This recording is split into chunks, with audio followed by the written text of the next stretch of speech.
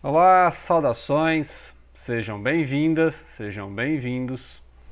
Vamos para mais um vídeo, a parte 2, sobre literatura russa, século XIX, Fyodor Dostoiévski, o idiota, O idiota. Ou podia ser o príncipe, Só que já tem um príncipe, um pequeno príncipe. Porque a figura central do livro é justamente o príncipe Mishkin. O príncipe Mishkin, que ele ficou à época tratando-se lá na Suíça, Tipo montanha mágica, assim, A Suíça é um lugar assim que tem vários hospitais, sanatórios, Pessoas com tuberculose, outras doenças respiratórias.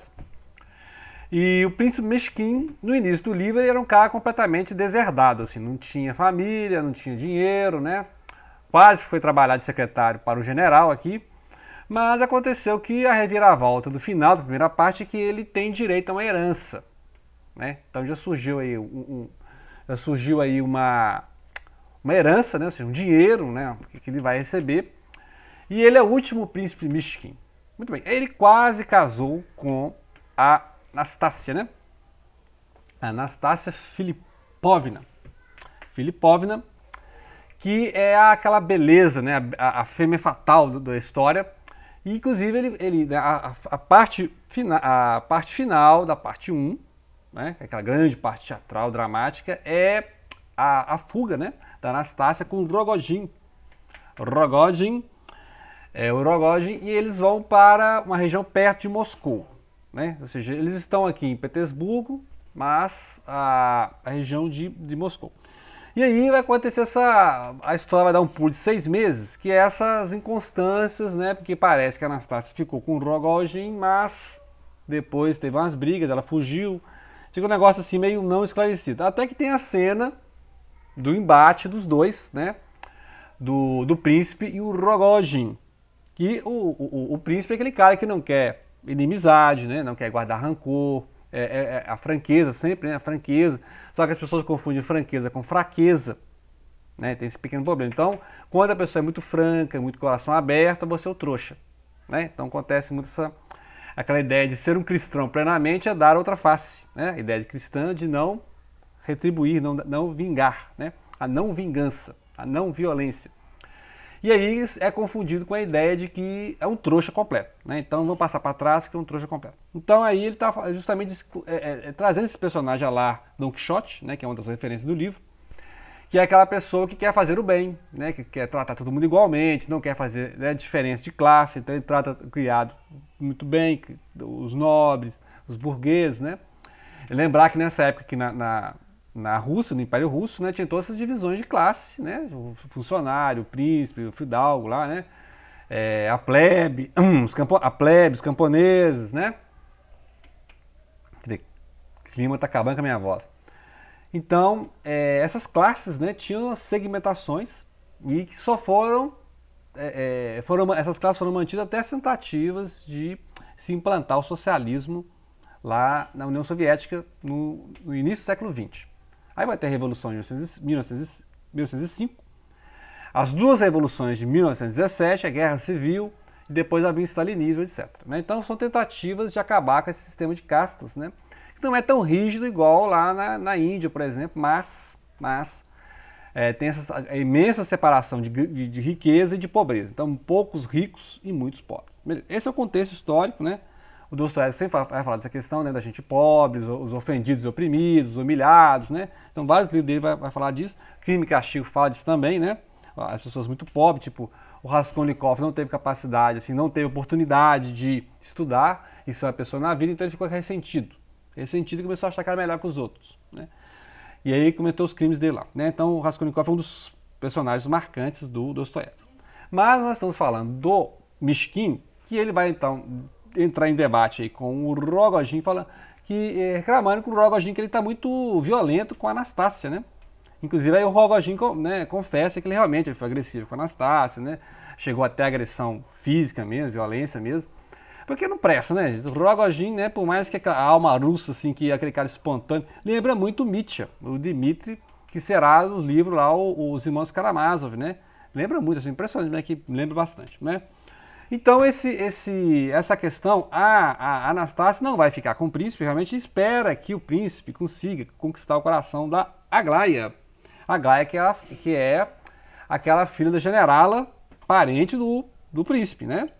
A generala lá que é Lisavieta, né? Lisavieta. Muito bem, aí o que acontece é que o Rogojin fica muito amargurado, até amargurado, né? Ele fica muito amargurado e é até violento com o príncipe. Chega uma hora lá que ele até ameaça fisicamente o príncipe, né? Com a navalha, um punhal, né? Mas o príncipe ele tem mal súbito, né? Ele sofre de epilepsia, assim como a condição do autor, né? O Dostoiévski também tem essa questão da epilepsia, que você perde sentidos, né? É uma questão de saúde mesmo, de neurologia aí. E aí, só que o Rogojin não sabe lidar com isso, então ele fica assustado e foge, né? Então fica uma cena assim dramática também, quase que poderia ter um crime, né? Então fica assim, porque o Rogojin ele não gosta nada dessa afeição que a Anastácia tem pelo príncipe, porque o príncipe é aquele ideal que ela sempre tinha de homem, né? De nobre. E ela nunca conseguiu atingir, né? E ela nunca ia permitir que o príncipe caísse na lama, né? Na lama, assim, na boca do povo, ao se casar com uma mulher, né? Assim, uma dama das camélias, que é a Anastácia, né? Ainda mais no meados dessa parte 2 vai surgir mais personagens que são os nihilistas. Os nihilistas a gente já conhece, né? Nihilistas são aqueles que negam os valores absolutos, né? Que pregam os valores relativos, que negam a família, a sociedade, os bons costumes, a religião. Os tipos anarquistas, né? Tipos anarquistas, socialistas, que é um grupo, inclusive, o Dostoiévski conhecia porque ele participou dessas reuniões, né? E depois ele vai escrever mais esse grupo lá dos Possessos ou Demônios, que é outra obra que a gente vai falar em breve, quem sabe ano que vem. É outra obra que eu comecei a ler, mas nunca terminei, que é contando essa história dos socialistas, dos anarquistas, desses grupos que muitos eram terroristas, né? Fizeram atos terroristas lá no Império Russo no século XIX. E aqui ele vai mostrar vários personagens, né? Que são pessoas do exército, né? Baixa extração no exército, né? São pessoas assim, que são amarguradas, empobrecidas pelas condições sociais, pessoas doentes e até estudantes muito geniais, igual o próprio Raskolnikov, né? Igual a esse Hippolyte, né? O Hippolyte é um menino doentio, assim, tem tuberculose, né? Problema mesmo de respiração, mas ele é muito inteligente, você vê ele conversando assim, ele espera a reforma da sociedade, né? Ele espera um governo mais coletivista, que as pessoas não exploram umas às outras, então é um ideal assim bem socialista. E os nihilistas, então, eram considerados nessa ideia de negar valores tradicionais, né? A ideia de negar valores tradicionais. E aí tem também as acepções que o Friedrich Nietzsche vai dar na obra dele, falando do nihilismo, que é também a ideia que o nihilista é aquele que nega essa vida, né? Tipo, então o cristão seria o nihilista. O cristão nega essa vida em prol de uma vida futura, né? Uma vida eterna, etc. Então aí o Nietzsche também vai falar do nihilista. E o Nietzsche fala assim, na verdade, para superar o nihilismo, né, e superar o cristianismo seria criar novos valores. Então é a transvalorização, né, criar novos valores, né? E aí chegar até o Übermenschen. O Übermenschen seria o homem além do homem, né? Não é o super-homem, é o homem além do homem, né? Então o Nietzsche também trabalha essa questão do nihilismo, mas o nihilismo aqui é a ideia lá dos pais e filhos do Ivan Turgenev, né? Aqueles jovens revolucionários que queriam acabar com a família. Então ele vai. Aí tem a crítica aqui do Dostoiévski justamente a esse movimento que ele conheceu e fez parte e quase foi fuzilado por causa disso, né? Que é justamente qual que é o problema aqui desses socialistas, anarquistas, nihilistas. Esse pessoal queria reformar uma sociedade doentia, que realmente, né?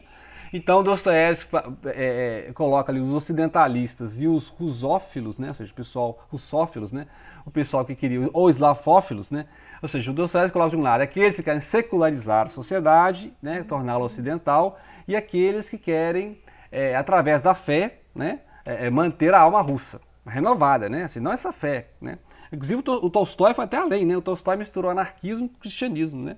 O Tolstói fala que o verdadeiro cristianismo não é esse da religião, mas aquele, né, do reino de Deus dentro de nós, que é outra, né? O Tolstói a gente leu aí a Ana Karenina, né?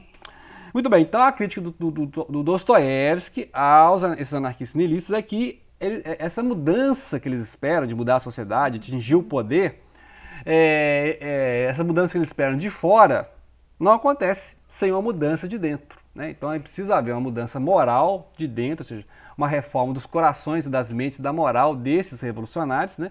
Para que no poder eles não repitam o quê? A violência, né? A iconoclastia, não repita a corrupção, não continue mantendo a divisão de classes, não continue mantendo a guerra, né? Então, sem uma mudança interna, com o próprio cristianismo, né? A ideia do Dostoiévski aqui é manter o cristianismo como uma reforma moral, assim como Tolstói também, né? Só que o Tolstói não era ligado à Igreja Ortodoxa, ele fazia altas críticas à Igreja Ortodoxa, e o Dostoiévski não. Você pode ver lá no Irmão Karamazov que ele faz muitos elogios à Igreja Ortodoxa, né? Assim, não passa pano para tudo, mas você pode ver que ele é mais ortodoxo que o Tolstói. O Tolstói é anarquista cristão, ou seja, né? Não é um anarquista ateu, né? Não é essa a diferença básica. Igual, por exemplo, você tem um existencialista ateu, mas você tem um existencialista cristão, né? O Dostoiévski pode ser um existencialista cristão, porque ele trabalha com temas do existencialismo, mas também mantém o cristianismo. Já o Albert Camus, o Jean-Paul Sartre, né? Eles, a Simone de Beauvoir, vão trabalhar o existencialismo sem Deus, né? Ou seja, totalmente secular e ateu. Então, essa crítica que ele faz a esse niilista é que ele também divide ali os idealistas e os homens de ação, né? Então, tem o idealista que é o intelectual, o cara fica idealizando, imaginando a utopia, né? Assim, uma coisa sem mudar as pessoas, né? Achando que vai mudando a sociedade, né? Assim, vai fazer um golpe lá, mudar a sociedade, vai mudar as pessoas.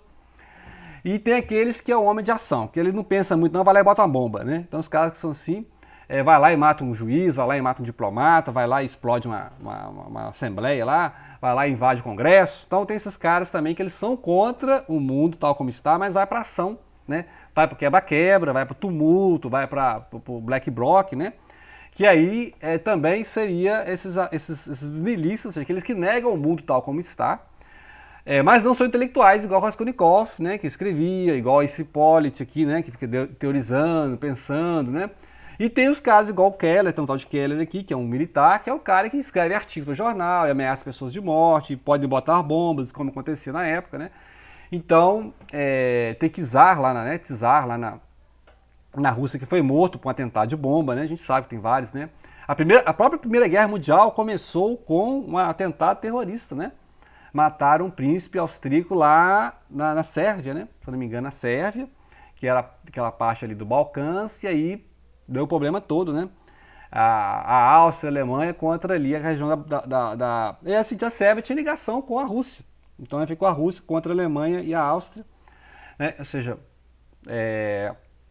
um atentado terrorista num momento crítico é a última gota do copo derramar, né? A última gota do copo, né? Então a crítica é essa. Então vocês ficam aí pregando um novo mundo, novas ideias, né? Tal, novo homem, mas vocês não mudam nada. Então vocês não são capazes de limpar o próprio quintal. Então você vê um monte de comunista falando, o comunismo, reformar o mundo, mas o cara não muda a própria vida, né? O cara muitas vezes é corrupto e muitas vezes o cara não limpa o próprio quintal, certo? Então é complicado o cara pregar o comunismo, a reforma do mundo, nova sociedade, né? Um mundo sem classes, mas ele é um cara cheio de preconceitos, né? E cheio de defeitos morais, né? Então não vamos entrar em pessoas, etc., mas você, né? A gente conhece várias pessoas que querem reformar o mundo, mas, né, se você for analisar como elas vivem, né? Então o mais difícil é mudar a si mesmo, tá? Traduzindo, o mais difícil de mudar a si mesmo, o mais difícil é mudar a sua vida, o mais difícil é reformar a sua família, o mais difícil é reformar a sua casa. Depois que você reformar a sua família e sua casa, aí você vai reformar o mundo, certo? Então aí você pensa em reformar o mundo, construir uma utopia, né? Muito bem, aí aí surge um outro cidadão aqui, que é um oficial militar chamado Radomski, né? Radomski. Ele também é um pretendente da Aglaia, né? Por isso a Anastácia fica atacando esse Radomski, né? Porque o que a Anastácia quer? É aproximar o príncipe da Aglaia, a filha do general, né? A filha mais nova do general lá. E a ideia da Anastácia é que o príncipe seja feliz com essa Aglaia. Só que aí, para isso, ela tenta desconstruir a imagem desse oficial militar lá, o Radomski, né? Ela fica tentando acabar com a imagem. Só que no final acaba que esse cara é seduzido pelo carisma do príncipe também, né? Muita gente que era contra o príncipe nessa parte, depois vai melhorar. Né, já adiantando aqui, muitos desses nihilistas, né, vão passar a defender o príncipe, e o Hippolyte, ele tá doente, né? Então, né, por mais que ele tenha que se exprimir, ser raivoso, atacar a sociedade, ele tá ali, e até a generala cai em prantos, assim, né, de desespero, porque o menino vai morrer, né? Ele sabe que vai morrer, tá ali doente do pulmão, né? Naquela época a tuberculose matava realmente, né? Então é muito triste essa imagem. E é esse tom dramático que o Dostoiévski gosta de fazer, para atormentar o leitor, né? Ele faz isso para atormentar o leitor. Tem várias cenas aqui que é para atormentar o leitor, só para isso, né? assim, é muito dramático, uma carga dramática muito grande, mas é basicamente isso a crítica que ele faz aos niilistas, que ele conheceu muito, que ele participou lá com eles e quase morreu, né, fuzilado por causa disso, ok? Então aguardem mais 2 vídeos, a parte 3 e a parte 4 de O Idiota, né, romance russo século XIX do Fyodor Dostoiévski. Grato pela atenção, não deixem de compartilhar.